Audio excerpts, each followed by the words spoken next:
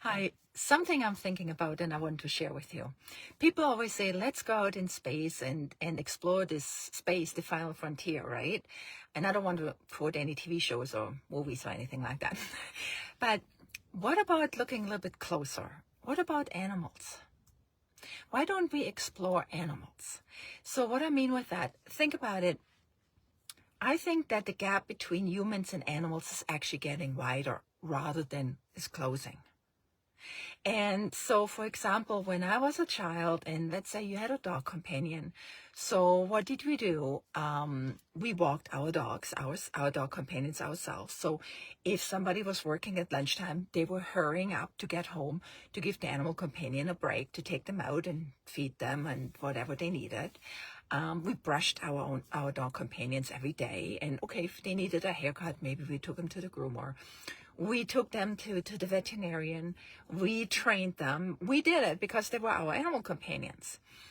Now, if you think about it, everything is for a lot of people, like you have a dog walker, you have somebody picking up your dog companion to take them to the vet, to the groomers, or again, you also take them to the groomers, or you have a groomer coming. And so what's happening is that, again, it's getting, the gap is getting wider.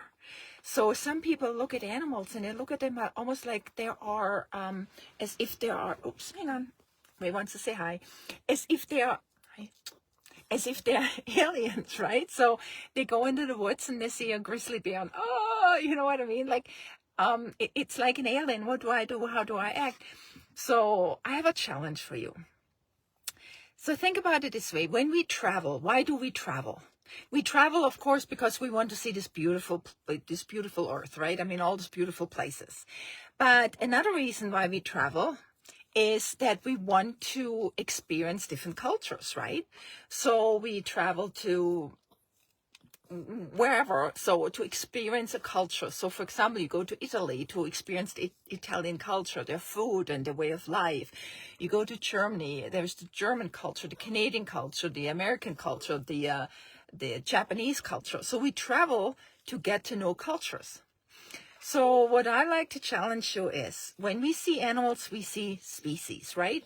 Dog species, the cat species, the elephant species, and so on.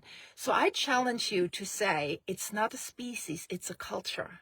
So see a species as a culture. So there's the dog culture, the cat culture, the chicken culture, the crocodile culture, the whale culture. See them as culture. Just change the word from species to culture. And you will already see that the gap is closing. So avoid saying avoid saying species, say culture instead. And do that for a little bit and see how that feels and what comes up. Because again, we travel to meet different cultures. So why don't we explore animal cultures? Because they're so amazing. Like, when I communicate with animals, they have so much knowledge. They have so much to say. I mean, think about and I've done that, communicating with a tortoise who lives in the Galapagos Islands, who is hundreds of years, who's been in his or her body for hundreds of years. What they've seen, what they've experienced, the people that have been coming by. It's amazing.